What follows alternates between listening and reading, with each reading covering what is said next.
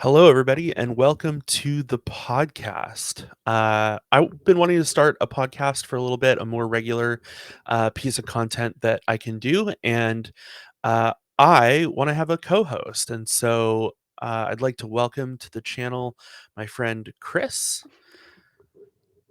Hi, everybody. Hey, Chris. I was thinking, as I was kind of getting ready to do this, that you were one of the first people I met in the Lorcana space. It was the starter tournament at VPC, and Jesby and I showed up to play for Floodborne. It was like the Floodborne starter deck tournament, and you were hanging Yeah. out. You had just bought like a box of Floodborne that you were ripping, and nobody else was there yet. We were like there early because we didn't know like what demand was going to be like and if people were going to show up because first chapter was so hard to get and everything. So we like came early and met you and just like sat down and chatted for a little bit. And I don't know. Ever since then, we've been playing pretty much every week at Victory Point. Yeah, we've been pretty much hanging out pretty regularly since then. It's been pretty cool. And you're the like official Lorcana judge for Victory Point. Is Yes. your like title, right? Yes. I am very officially the judge for the Lorcana events at our locals. I am occasionally also our TO, depending on what happens. But that one doesn't usually come up all that often. Yeah, you fill in if Wiley's not around. Mhm. Um,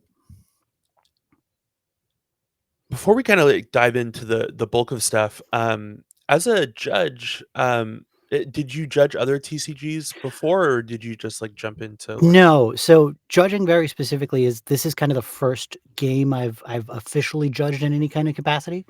Uh, I have a little bit of a background in TCGs and stuff, and I'm happy to kind of get into that in a little bit. But I've kind of know the general basics of how to judge.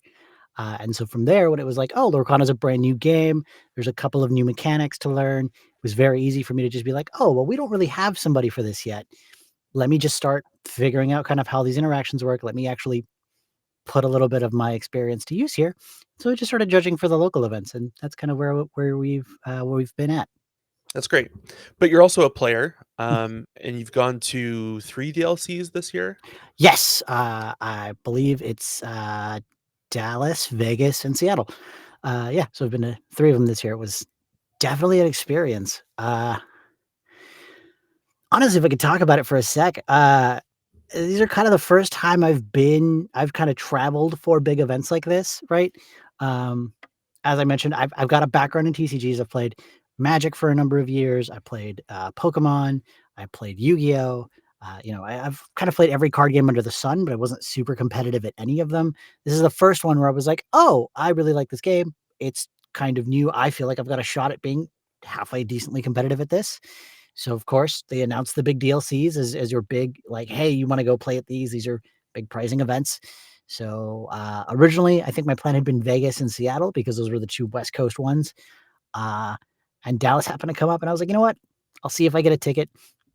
I very much doubt I'm going to given how many people were trying to get to these events.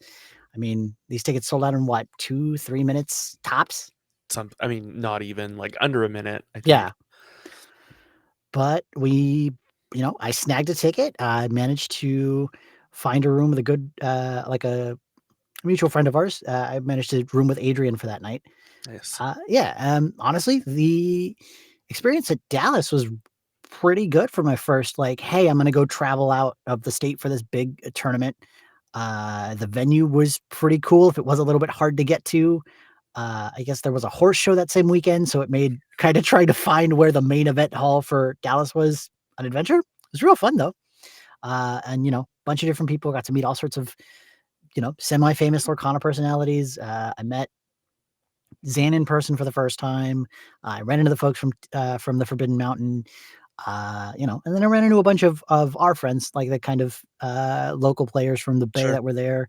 It was all honestly a really great experience. Uh, Vegas kind of flipped that a little bit for me. The venue was fine, but, like, by the end of that weekend, I was exhausted and dehydrated and just not all in all, not having a great time. But honestly, the 3rd time's the charm, I guess. Seattle was amazing, 10 out of 10, will do it again if they offer it again. The venue was great. The trying to get to the venue was easy. The event was fun. Which reminds me, big thanks to your shout out for, hey, if there's way too much noise here, try these like loop like So earbuds. helpful. So helpful, so amazing. Uh, for those folks who get overstimulated at events, not a call out, not a I swear we're not sponsored. Loop, great product. Use them if you got them. Uh, but yeah, honestly, I really love the DLC experience. It was really fun, and honestly, this is a really great community as somebody who's been a part of a bunch of different TCG communities.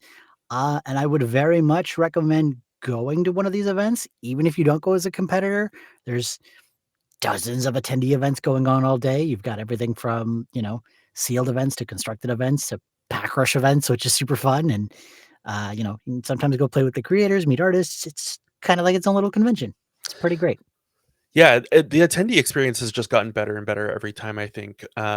Just more stuff to do for the attendees, better side events, the like first chapter sealed, the like Floodborne sealed in Seattle, meeting the creators of the game, the artists, like all of that is really, really awesome. I went to three as well. I went to Chicago, Las Vegas, and Seattle. Um, what did you play in Dallas? So Dallas was the only time I didn't play Green Steel.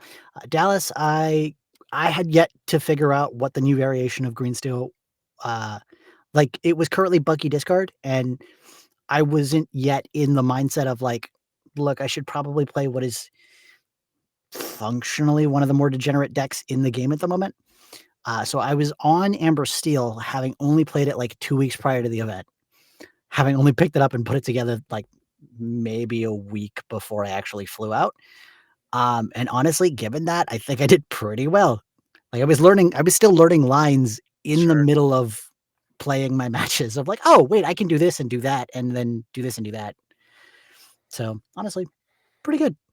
And then in Vegas, you played green yellow, right? Yes, in Vegas, I was on green yellow because I still wanted to play a discard deck, and I still couldn't quite figure it out. I knew there was something there. There was still some kind of power. I couldn't get it to fix. Um, and then having watched, what eventually was Zan taking the whole thing, definitely made me be like, "Cool, I was on the right track." I didn't have maybe quite the right lines, or maybe I didn't have quite the right, like, synergies in mind, but I definitely meant, I was on the right track, which is great. Yeah, that's always like super affirming. I mean, you were a green steel player pretty much almost since the beginning. I think the first little bit you were on like green red discard. I remember that playing some Floodborne discard pretty early on in Floodborne. Mhm, And then I think set three you kind of shifted over to Emerald Steel. I think mhm. as a lot of people did. Um, I played so in Chicago, I played RP and got paired into Bucky 5 times, and that was a Oh, pretty no. miserable experience. Like, we didn't understand the plan for Bucky yet, and, I don't know, even with the plan, it's still not a great matchup. So that's how my day went, Oh, uh, no. in Chicago. And then in Las Vegas, I definitely performed the best. I played Mhm. blue-red and finished top 18%, 336th place.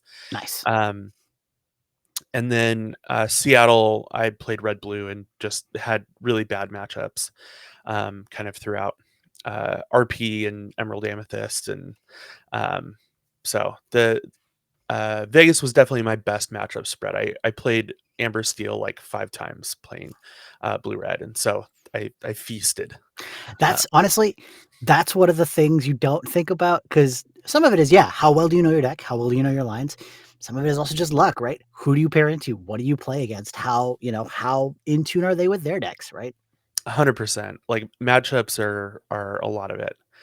Um Cool. Well, and in Seattle, like, you did very well. Mhm, You ended up with a Let It Go, right? mhm. That was, kind of insane. I didn't expect to get there.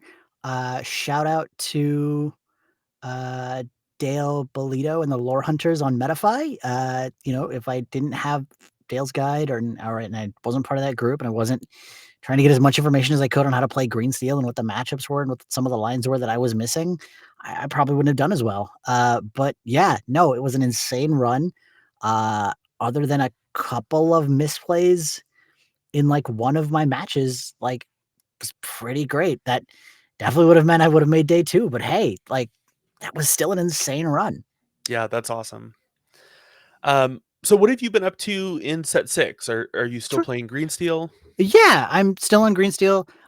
It's definitely less powerful now, or at least it feels less oppressive now than it did in set 5, which is hmm, which from one angle, I'm kinda sad about because that deck is degenerate, and I unfortunately am a very degenerate player. It's just a problem I have. I love resource denial decks. I won't apologize for that, but also, I understand that, hey, the meta adapts, it'll shift. If you start playing something really oppressive, people are gonna get smart, and they're gonna learn how to play around it. I'm still on green steel in set 6. I've got a couple of things that I wanted to tweak with. There's definitely a couple of cards that I'm playing around with. Like right now, I'm trying to mess around with Calhoun because she's really great in what has definitely become a very aggressive, very board based meta. Uh, um, which like right now, the number of decks that is amazingly powerful is huge. There's if I can go off on a tangent for a second, like the number of not steel X decks are just amazing. They are as strong as they've ever been, right? Everything short of ruby steel feels like a competitively viable, you can easily, if not straight out win a DLC with them, at the very least, like top 16, top 8. That's that's crazy, right? Because that's at least 5 decks by itself, even if they're all like, steel X decks. Then you've got what has become kind of I'd call it a dark horse, but given the sheer amount of popularity of it now, green purple, green purple burn, which was kind of a deck, right? Green purple tempo has been a deck since set 3, set 4, Mhm. piloted as always by Artifacts. And now, of course, it's just kind of taking names left and right. That deck has become ridiculously powerful, especially with the addition of cards like White Rose, Gogo Tamago, right? And especially shout out to like shout out to the blue bad guy himself, the evasive genie 2/4, right? Yeah. That card by itself has just done so much for Amethyst. It's crazy. I think that card has really, like, warped the meta quite a bit, and, we can talk a little bit more about it after our first segment. We're gonna jump into our first segment. This is gonna be a recurring segment, here on the podcast, and this segment is called Judge. Um, with, Chris being a judge, I really wanted to talk about some of the really difficult interactions there are in the game and, things that are, common judge calls or potential judge calls, that you might, call a judge for, and think you played it correctly, but then learn you didn't. And so, as always, I like to kind of educate and help new players kind of learn the game a little bit deeper. And so we're going to have this judge segment, which I'm really excited about. Today, we're going to jump into this interaction. I saw this interaction on Facebook and thought it could be a fun kind of first one. So here on the bottom, let's say I'm this player and I have a Flynn on board, I have a Beast on board, and the Beast is damaged. It has uh, two damages on the Beast, and at the start of my turn, I try to claim and assert that the Flynn triggers and that I gain 3 lore for it. And my opponent shouts "Judge" and raises their hand and calls over a judge. What would be the ruling in this case? Help me understand this interaction. Sure. So this one does get a little tricky because both of these actually start at the beginning of your turn in what is typically the set phase, right? Uh, ready, set, go for the beginning phases of the game, right? Uh, so how this works out, uh, Flynn will actually both of these effects are at the start of your turn. Beast gets a little tricky because there's a second part to it, but the one that really matters here is Flynn. At the start of your turn, if you control the character with if you have a character in play with more strength than each opposing character, gain 3 lore. So, start of the turn, both of the effects will Like, they'll trigger, they won't resolve yet, but they will trigger. Flynn, even regardless of how you stack this, Flynn checks the board, recognizes, got it. Pluto currently has 5 strength because it is undamaged. Beast has 3 strength. Then, like, even if you stack it the other way, right? So you'll have Beast go, great, I have to check first that I'm undamaged, and then I'm not damaged, I will gain 4 strength. Because Flynn checks, it checks base power, it doesn't check any kind of addition. And at this point, Beast still hasn't resolved its effect, so it's still at 3. So there's a check here. Flynn recognizes, got it. Pluto still has more power than Beast. You don't get your 3 lore.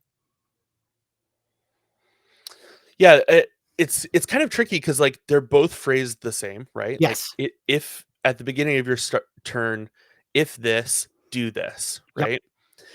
I think the key thing that helped me understand this interaction is that Flynn never gets put into the bag. Like there's this like it, there are two checks Mhm, essentially. There's the check to put something in the bag, mhm, and then there's the check to pull it out and like and resolve it. mhm, And in this case, like yes, if Flynn was in the bag, you could resolve the beast trigger first and give beast the strength and then resolve Flynn. But because of the way that the Flynn ability is written, like the check is this if you have a character in play with more character than each opposing character, which is false mhm, until you resolve Beast's ability. mhm. And Beast's ability hasn't resolved because it's just been put into the bag. It hasn't been resolved as a trigger yet. Correct. Pretty fascinating interaction. One of the things I kind of love about a game like this is that over time, these interactions are just going to get more and more complicated as we just get more and more cards printed that Mhm, will introduce these kinds of situations. I had never seen anybody ask this question, and of course, Flynn's been out for like 2 sets now. mhm. But it came up because somebody thought through that interaction and probably wanted to play both of them in a red steel deck, and it came up in a game. Cool. Well, that's our judge segment, and now we'll move into kind of our main topics for tonight. Um, you kind of alluded a little bit to the first one. Green Mhm, Steel is a very powerful deck. mhm, I think during the Bucky era, it was so oppressive, and it was like by far and away the best deck in the format. mhm. And that led to Bucky getting eroded. Now there's a lot of people, a lot of competitive players that are kind of clamoring for a Diablo ban. Um, what are your thoughts on that as a Green Steel player? Uh, so I have 2 ways to answer this question. I have a kind of a funnier way to answer this, which is, "Leave my bird alone, you've already taken the squirrel."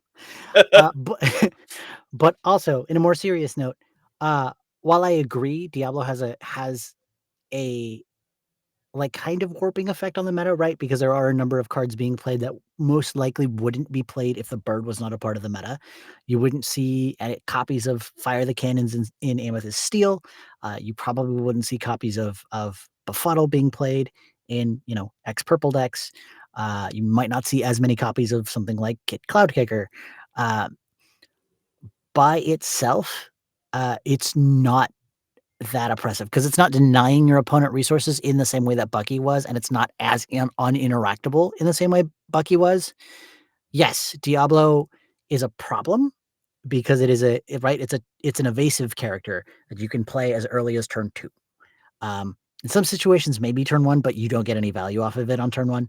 Sure. Um, However, I would argue that it's still like, look at current meta decks, right? Um, which I'll go into more detail in a bit, but like, it's not like Green Steel. Green Steel may have won the last 2 DLCs, but it's not like it's winning every single tournament since 6 came out, right? There are now, at least it feels like, enough answers in the current meta or enough answers in what is currently the top tier meta decks that it is not oppressive enough that it requires, a banning.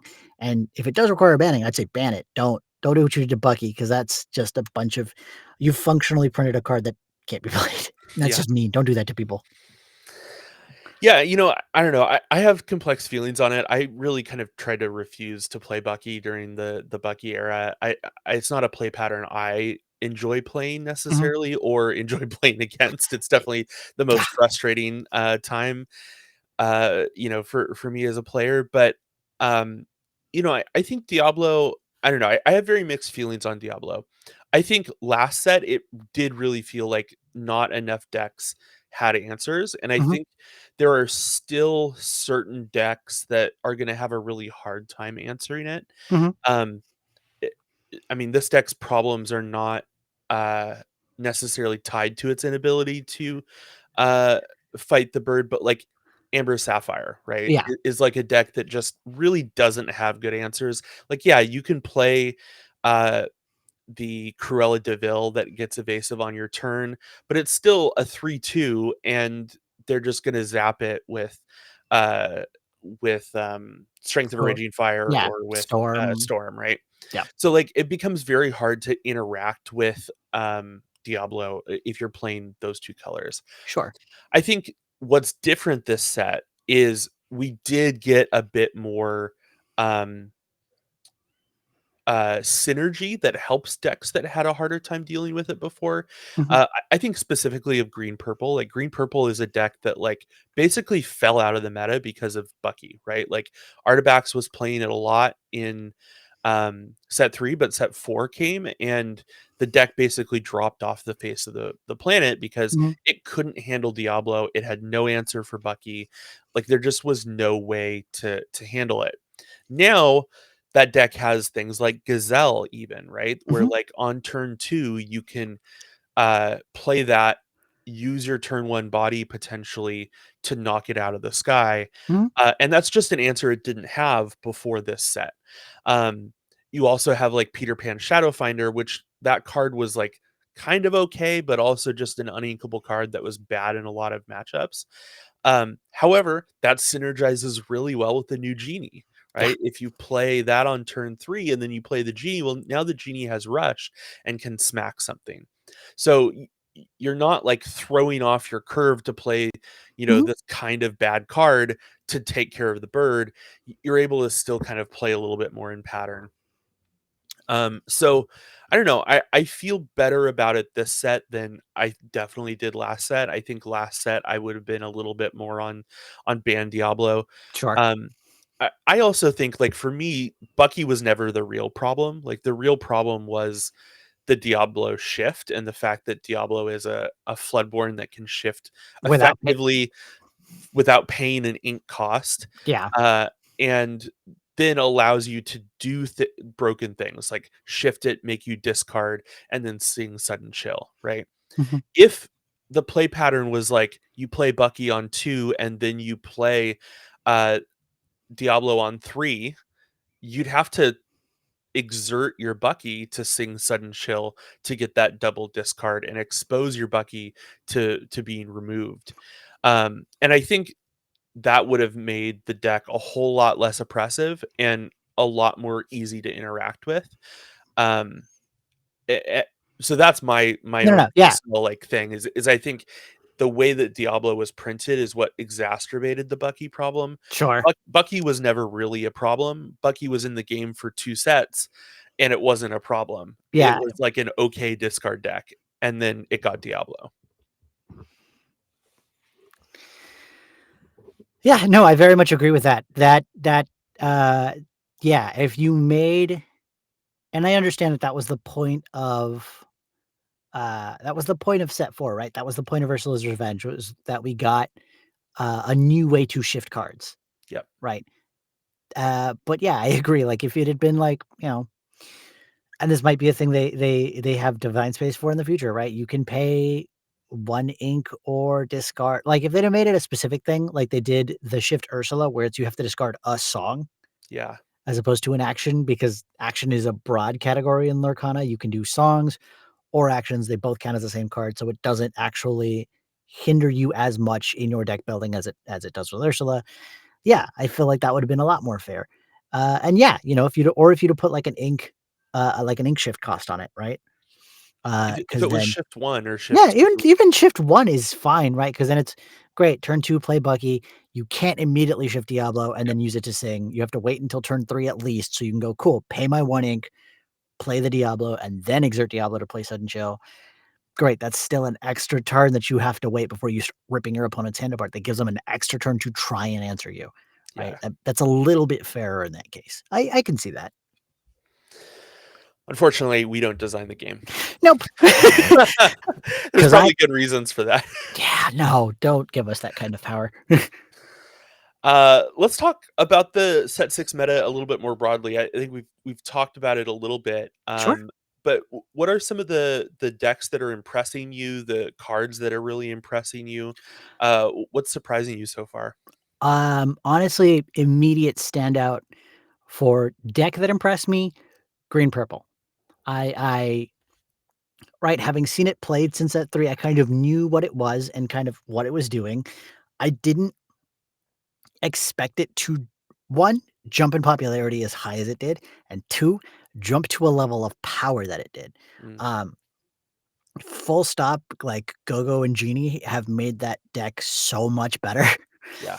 It's so much faster and it's so much better at being aggressive. It's kind of cool. Like, uh, I'm not full disclosure, the 2 other decks I was considering if I wasn't still on green steel were green, purple, and amethyst steel because, like, Genie alone makes that so much more, I guess, consistent, right? Because now it cantrips Sure. itself. It's a body that's aggressively statted and it cantrips itself, so even if they immediately remove it, cool. I don't lose card advantage for that. I just great, you've gotten rid of a body. That's unfortunate, but I'm going to keep playing cards, right? Yeah, the Genie card has really impressed me. I think, I don't know, I knew that card was gonna be good when we saw it, but I don't think I quite understood how good it was gonna be. Mhm, Um, with the 4 body, I think is really what makes it pretty impressive because there's a lot of cards that are, 3x, mhm. um, but having that extra 1 attack to be able to take out a genie is pretty rare. The fact that it's evasive, there's just not a lot of clean answers to it. The most clean answer is Brawl, I think in terms of, efficiency, ink efficiency. Yeah, But other than that, you're looking at, like, Along Came Zeus, which is uninkable and, like, is not good in a lot of situations, and just, like, you have to have a 4 cost character to sing it, which, you wanna be using your 4 cost characters to do other things usually. So unless you're Steel Song and yeah. have the Ursula to be able to kill the genie, like, that genie is a problem, I think, Mm. and I think it's really gonna define this meta. Yeah. Um, I think the other deck that, I think has been kind of on the rise, thanks, I think, both in part to, I'd argue the Forbidden Mountain and their kind of, like, dock aggro Mhm. build, but as well as, more recently, I think Speci and, I think it was Speci and Moyen, who are working on Amethyst Steel, but it might be, Kaya might be getting that one wrong. But yeah, the Amethyst Steel has been also really good, right? Because now you get to pack all of the like efficient steel removal with cards like the new Diablo. Right now you get again White Rose as a second goat if you need it. You can now play Genie as just an evasive effective threat. If you're playing the EU list, you're playing Gantus, which is a card. I mean, yeah, that deck, I don't think came out of nowhere, like, because what you were saying, like, TFM was kind of on it a little bit, and kind of promoting it last set, Hmm? um, and, uh but it definitely showed up at Battle of the Bay, which was the event that I Yeah. organized that you played in here in the Bay Area. It took up, like, 13% of the meta share, which is what really surprised me. I expected some people to switch over to it and do very well, but I think the portion of the overall meta share that it had was pretty surprising to me, I think. I mean, I think the deck is very good. I think purple, arguably has the best one drops in the game. with Chernabog and Magic Broom and now Diablo and like Rafiki, which doesn't see all that much play anymore, but like was a very, very solid one drop, in that deck in set three, certainly. Um, it's bad with just how prevalent Steel Song is. Yeah. But that card is very good, right? Being able to challenge three, like we know Hook is a very good one drop in Steel, and being able to challenge three and kind of trade up is really big. So that deck got a lot of tools, like the Go-Go's, the Genie. It's not surprising to me. Also, White Rose is also in that deck and can just come down. I'm surprised. So Artifacts' list doesn't play Friends on the Other Side, which is because of Ursula 2, right? Like Mhm, Ursula 2 is in Green Steel and it's a thing. But Green Steel has faded a little bit, and uh yellow, green is not really around anymore at all. And so the number of Ursula 2s is a lot less. They're definitely there in the mirror too, in the yellow purple mirror. So it makes mhm. you better in the mirror if you don't have friends. But you have some great singers for friends in that deck. Yeah, Rose, Crab, I Genie, we keep talking about Genie, but also, God, Genie is so good. I don't know if I ever want to sing friends with him though. Like I want to be questing him for two. Oh, yeah, no, I've definitely had it happen to me, especially when I'm playing people on that deck where they'll go, "Oh," right, because they need an answer for something on my board, maybe they wanna hit Sure. a beast or something, and they'll just sing Genie, play Elsa, right, and then slam an Elsa into a beast, and it's like, "Oh, I still have my 2/4 evasive threat, now you can't draw extra cards," right? Yeah. It's just it sets up even if you don't quest with it, it's such a useful tool to just have. I'm really glad that Elsa has found a viable playable space. I mean, Yeah. uh, maybe glad is the wrong word. It's frustrating when you're on the other side of it. But you know, having to play the Pinocchio and Yeah. having like the uninkableness of the Pinocchio was always felt like a really big limitation of Mhm, Ruby Amethyst and also Emerald Amethyst. I was playing Pinocchios in my list towards the end of set three, mhm. in my Emerald Amethyst list, but to not have to play that Pinocchio, that uninkable, that kind of throws off your uninkable ratios, and being able to play this inkable 5 cost card. I mean, it is a 5 cost, which makes it a lot harder to bounce and use it, multiple times. But giving purple a way to interact with a character that has just been played is Use you can't hear me? No, I can hear you, it's Oh, amazing, yeah, just the yeah. right? Because that Especially because was all purple removal is challenge based. Mhm, Yeah. Um, this weekend is the EU Continentals. Um, so we're bound to get a pretty good look at the set six meta this weekend. I know LCQs have been going on today. We're recording this on Friday night.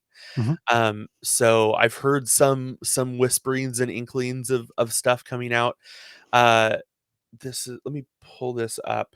It's a little hard to see.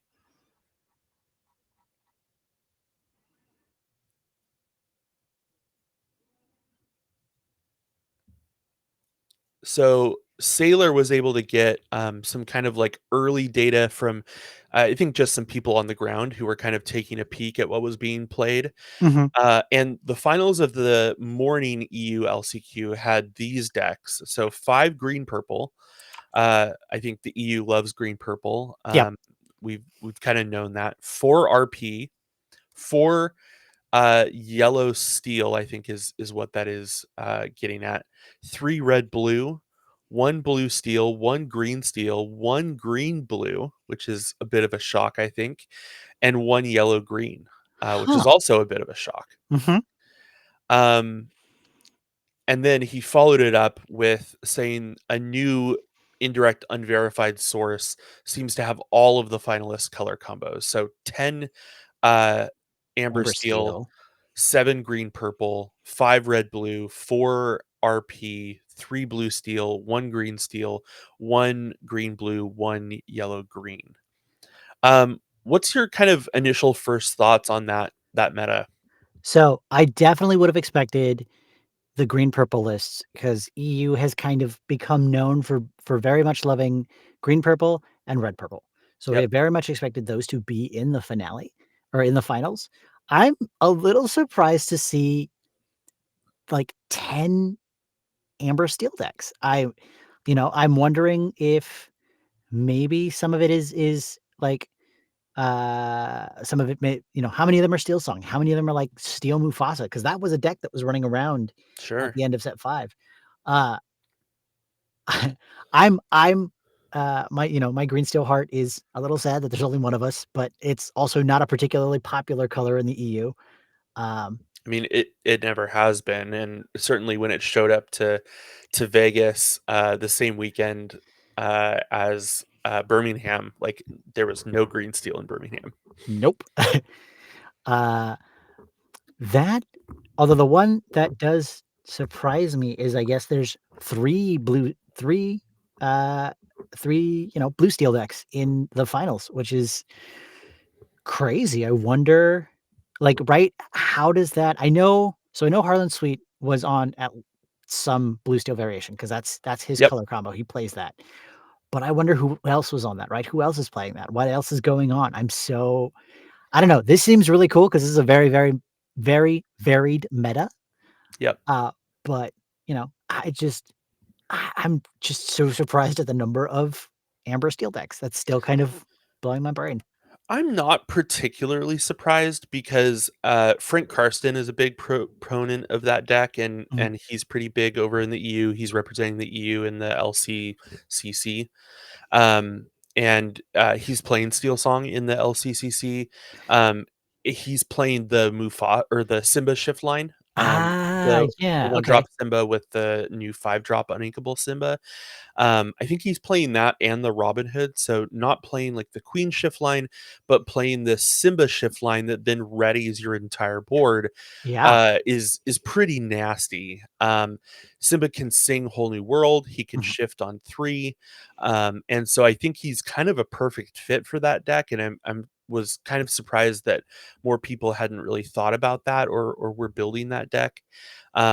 I know even at our locals on Thursday, there was a couple people playing um, a Simba variant of Amber Steel Yeah, I believe it was, both Kevin, and I think and Megan. Megan? I was gonna say, pretty sure her name is Megan. We're both on that variation because I did watch that mirror for a bit, and yeah, that's There also could be location decks, right? The Amber Steel location deck that kind of came out of Seattle could also be in this. It's made some noise in a couple of smaller tournaments leading up to this weekend, so I think Mhm. that's a potential as well that could be in there. Sure. I would assume that most of the 7 here are green purple decks Mhm. that are Artabax's list or some variation on that list. I know one of those 7 is Artabax himself, who qualified. So congratulations to Artabax. I think he definitely deserves it, and I'm really glad to see him make it in there. I'm also really glad to see Harlan make it in there. Yeah, no.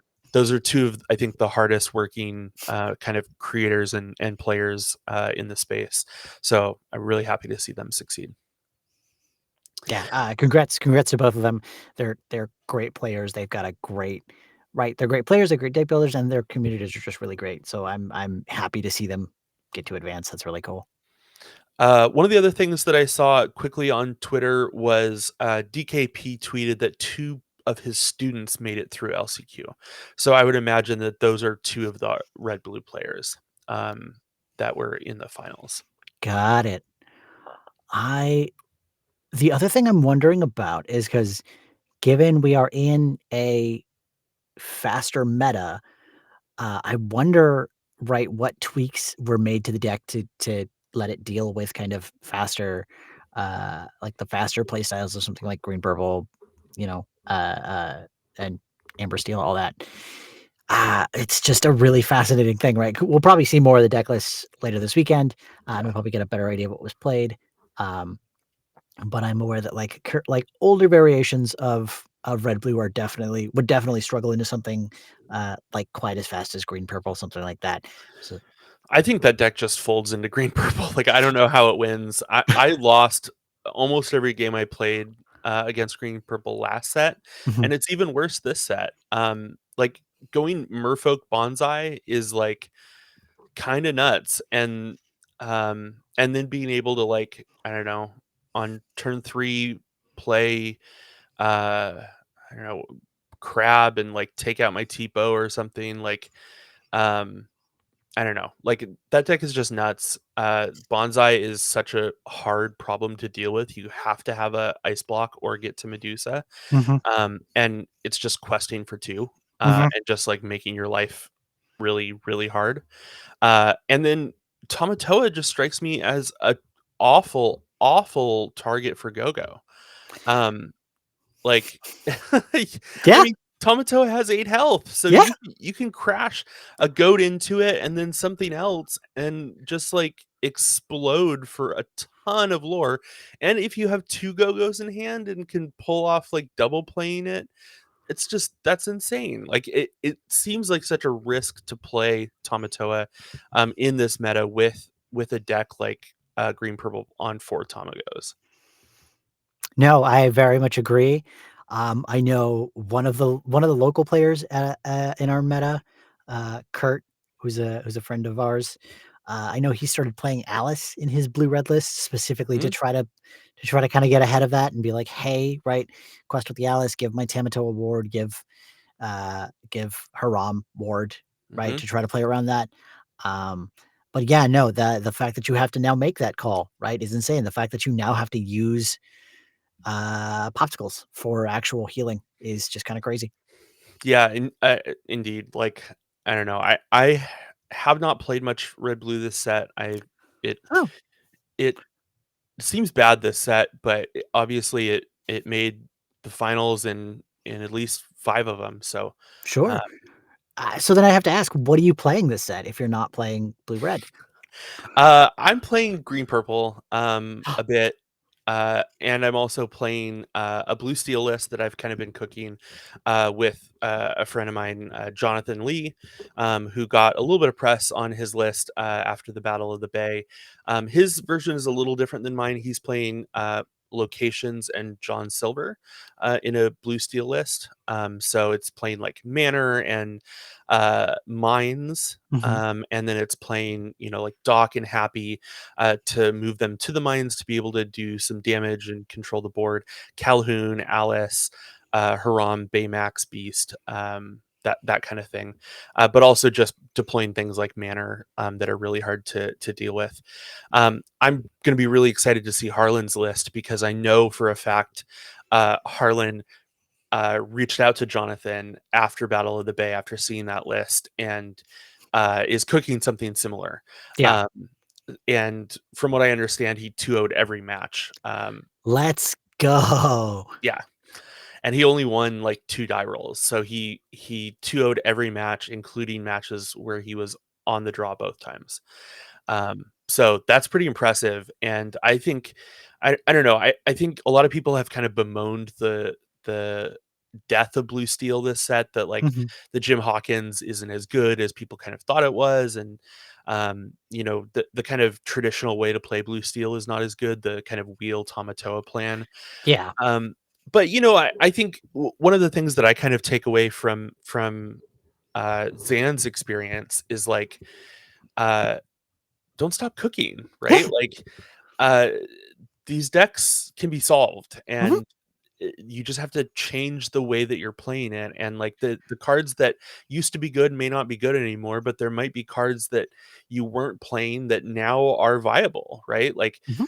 a lot of people in Blue Steel are playing the Imperial Bow, which is a card that came out in Ursula's Return, um, which was kind of a card that everyone just ignored. Like it's a 2 cost inkable item that gives Challenger 2 and Evasive to a hero character. Mhm. Well, turns out Blue Steel plays a lot of heroes, and so you can play Calhoun on 2, the bow on 3, and kill a Diablo. Um, it also allows you to kill a genie Mhm. if you exert it and use a Calhoun to kill a genie. So I think that card is possibly even mandatory right now in blue steel with Genie, unless you're going to play like four Zeuses. No, honestly, I agree. That's and it's a tech, right, that people hadn't thought of until you had to kind of shift the way you were playing the deck. Right? Yeah. That's one of the great things about like a card pool that just keeps getting bigger and bigger is that the strategies will change and they'll evolve, right? For a while, blue steel looked like it was unfortunately just kind of a worse version of red blue, right? It was still running the Hero engine, it was still running Tamatoas, but then right, it was just yeah, right. It felt like it wasn't doing quite as much, and now it's shifted to a new direction. And now you're getting right now. There's clearly some kind of spice that Harlan's on. And we'll probably see that. Um, and, I know you've been cooking a bunch of really cool things. I know Jonathan's been cooking some crazy things, right? And that's one of the great things about this is, right, we've got a new set. The meta's not quite solved yet, right? We're still getting all sorts of cool new brews, cool new thoughts, cool new play patterns, right? Things where things are changing, people are innovating and trying to figure out what's going on. But I guess what do you think, right? Because the meta is definitely gonna shift. Whatever the results for this weekend are, the meta is gonna change, if not drastically, at least somewhat. What do you think, though? Do you have thoughts on, would you rather play in a fresh meta like this where things are gonna constantly change? Would you rather play established metas? What do you think? I mean, as the I don't know. I feel like I'm a wannabe deck builder. Like I love to cook my things. Sometimes work, they sometimes don't. Um, but I like the excitement of a fresh meta, because you just never know what's going to be out there, and you can just come up with something really unique and potentially do really well. I mean, I guess that can happen in a in established meta too. You just have a better idea of what to expect, right? Mhm, In Seattle, like we definitely saw that there were people that were able to cook really kind of unique things. The RP burn list, the Amber Steel locations deck. Um, but I love the excitement of a fresh meta, right? Like I can't wait until all the new cards are on, Dreamborn to go and cook, to go and build, and like I feel so hampered when all of my cards are not there in Dreamborn, so I can start like building decks. I have thousands of decks in Dreamborn that are like abandoned or whatever. I went through and cleaned up a bunch of them, but I love that excitement of a new meta, because you don't know what's going to be good yet. mhm, And so, like we may have some early results, but you don't really know. Like we might have hypotheses, but like we really have to test those hypotheses and put them out there into the wild and like see what really happens. What I do think though is that fresh metas are more rewarding to people that have regular playtest groups. Um, if you have a really regular playtest group with very competitive players that you can really trust, mhm, um, I think a fresh meta is a lot more forgiving to you because you've been able to test a whole lot more mhm. and do theorizing about what the best decks are going to be. If you're more on your own, you're going to have a really hard time, doing that kind of specific testing and tweaking of a list, right? Like I make a change in my list and then I go to league and then I go to another league night and I like test it that way. I like test it some online. But I'm not in a super active playtest group, and so I don't have that same kind of ability. Sure. No, I would definitely agree on that front that having a dedicated playtest group or having, even 2 or 3 people you can kind of reach out to on the regular and just be like, "Hey, can we play? I've got an idea. I just wanna test it." Is definitely gonna be way more forgiving in a fresh meta, or it's gonna be way more useful in a fresh meta because then you have more opportunities to kinda throw ideas together and be like, "Hey, does this work? Hey, does that work? Do these lines synergize the way I want them to?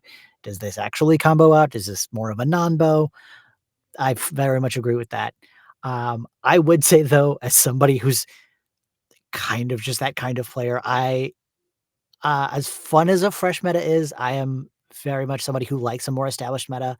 I am kind of a control player in that it is much easier to be a control player when you know what you are controlling for.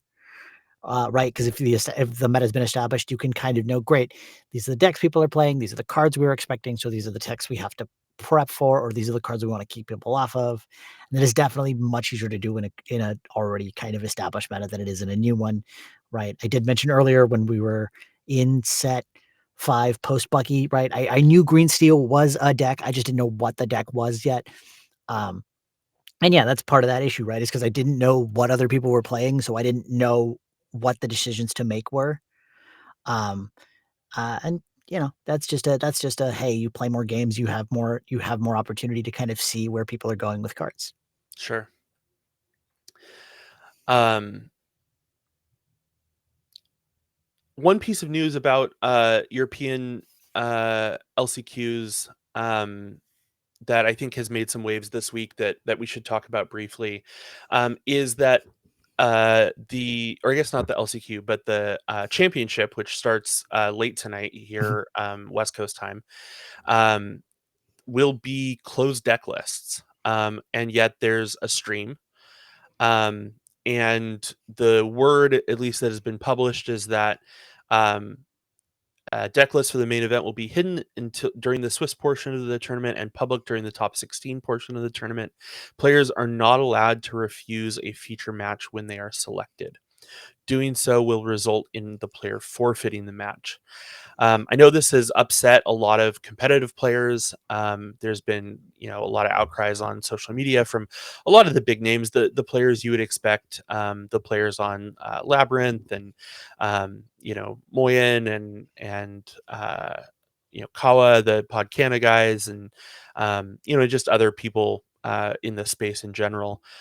What are your thoughts on open deck lists, closed deck lists at this level, but also in general? Sure. Honestly, so as somebody with a background in other TCGs, I'm not a fan of closed deck lists because that it creates an environment that isn't really it creates an environment for a lot of espionage that you don't really want at an event like this, right? This is where you get teams of people who are just scouts. Like, even if they don't qualify for an event, they'll buy up tickets just so they can show up and kind of scout the floor, run information back to their teams and be like, hey, here's what, X person is playing. Here's what Y person is playing. Here's like a number of decks we're expecting. Here's on the lines you should probably be expecting, right? And that's unfair to people who don't have that, right? Who don't Sure. have that amount of people or those resources. It's a really nasty kind of environment, right? That was a thing that used to happen at Yu-Gi-Oh regionals when I used to go, right? That was a thing that used to happen at like Grand Prix and other Magic events I used to go to, and it feels kind of mean to talk about, but it is in fact a thing that just happened, right? You would have people who just showed up to be like, "Oh yeah, no, I'm here to support my team by like running around and getting information," and that's the kind of thing that you're gonna see happen at a closed deck list event. And, people are gonna do whatever they can to get at least a small advantage, and it sounds, dishonest, but it's information, right? People are gonna do what they can to get it. It's why, I would be in much bigger support of an open deck list event. Everybody's gonna have that information anyway, especially at a level like this. And also, like, I personally don't understand the you can't at all, decide not to do a feature match. Like, I would get it. I get it in top 16. I get it in top 8, right? You need it for the coverage. You want that level of Sure. player to play against each other. Sure, that makes sense. I don't understand it in the Swiss rounds because it's like you have, at least a good 100 players playing. If somebody doesn't want to play, you can go find somebody else and be like, "Hey, can I have you come up for a feature match?" Right? But, well, what are your thoughts on this? What do you think? I mean, as someone new to the TCG space, I don't know. I've been tossing it around in my head. I totally understand that piece about espionage too.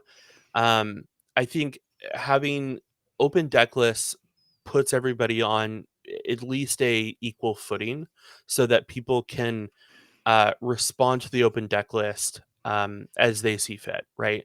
Like I was kind of thinking in my head of like, do open deck lists, favor the person with more experience because they maybe know what those cards do or like how they might synergize.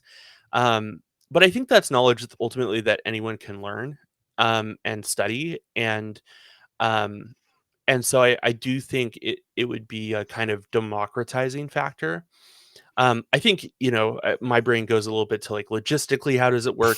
I guess you have to just, like, carry around your deck list and show it to the person, before you start, right? And it seems like that would be easy enough. I don't see any reason why that couldn't be.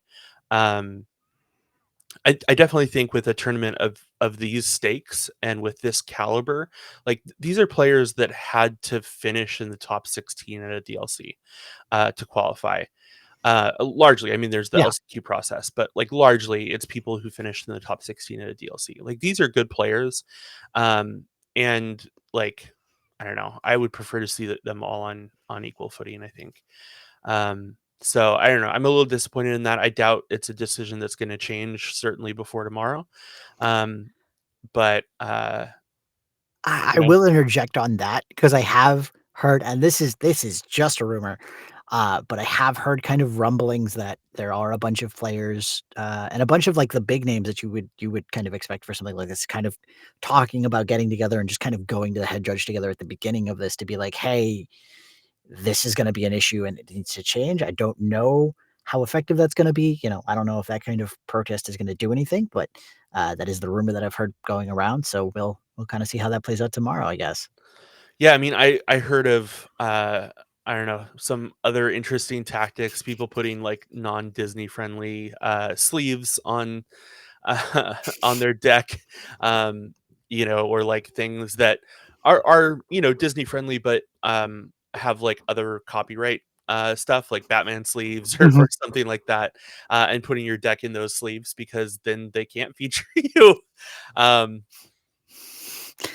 I don't know. It's going to be interesting to see what happens tomorrow. I know I'm going to be watching the coverage. It actually should be starting here pretty soon, probably. Round one coverage at least. Um, I'm very excited to see the results and to see what comes out of it. You have a LCQ ticket for LA, correct? I do, in fact. I am flying down on the 9th, and then my LCQ is on that Friday the 10th. So it'll be exciting to go in and play and kind of. I think a bunch of the members of uh, kind of our locals, the little team that we're a part of, we all kind of got tickets, so we're trying to do a bunch of play testing. And here's hoping we don't all end up in the same pod because that would Yeah, just be kind of that would be heartbreaking. brutal. Well, I'm still on the wait list, so hopefully I'll get off the wait list if you know anyone who decides not to go. No, I know that's not really possible to transfer tickets, but I'm hoping I'll get off the wait list. It's a super frustrating experience to have like 4 devices up and not get a ticket. So, um, Yeah, that is also a thing I'd love to see them kind of fix for the future. Like a more uh, I don't wanna say more streamlined, but at least a less, like, kind of race to try to hit a button and hope the website doesn't crash. yeah. I mean, obviously, like, they're limited by capacity and these venues are not cheap. You know, I hope they increase the size of them. It seems like demand is there. At least to 2,500 or possibly even 3K for the DLCs next year. Um, Either an increase in, capacity or an increase in frequency would be yeah, amazing. yeah. Well, even frequency, I don't think would help because there would be these, kind of pro players that would just go to all of them regardless. That's fair. Um, but I don't know. Why not both? Yeah. Um, I would be here for both. I know I had a lot of fun at the DLCs this year, and I'm looking forward to next season already. Yeah, same here, honestly. It was a great experience, would love to do it again. And, I know that this is probably not gonna get to anybody, but hey, a petition for more of these on the West Coast 'cause traveling all the way to the East Coast side of the country for these is kind of a lot. Yeah, for sure. I definitely liked having Vegas and Seattle, but it would be great to get one in California. I mean, I know we have nationals in Yeah, at Disneyland, but still, like it's more exclusive. It would be nice to get a more wide open DLC in California for sure. yeah. Well, let's go ahead and wrap things up. One, I guess, final question for both of us to answer. What card are you most excited about this set? Uh, what card am I most excited about right now this set? Uh, uh, honestly, I don't know if I'm ever gonna make it good, but, what is that? The blue gadget 3 cost whenever you play an item, give this character 1 more lore? Sure. The, like, inkable kind of aerial effect. It's not the same effect, but, Yeah, um, it kind of fulfills the same function. yeah. Interesting. I love Baymax, and I want Baymax to work. And it has been working in my decks. It doesn't work every game, but being able to get that surprise 2 lore to finish off a game with Baymax feels really good. And it's something that I think the color was missing. I mean, yes, we had Lucky Dime, but Lucky Dime is so ink intensive, and it's hard for it to be a surprise. Mhm, And purple just has so much auto lore gain, and now green has things like go-go. Um, you know, I- uh, Having something that gives a little bit of reach and is playable in blue is pretty exciting to me. So I think Baymax is the card I'm most excited for. I think people are sleeping on it. It's basically Rapunzel, but for lore. Like yeah. that has to be good.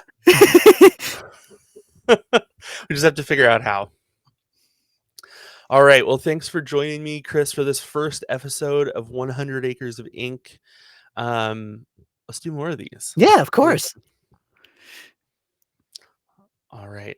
Well, thanks for joining us. We'll see you in the next one.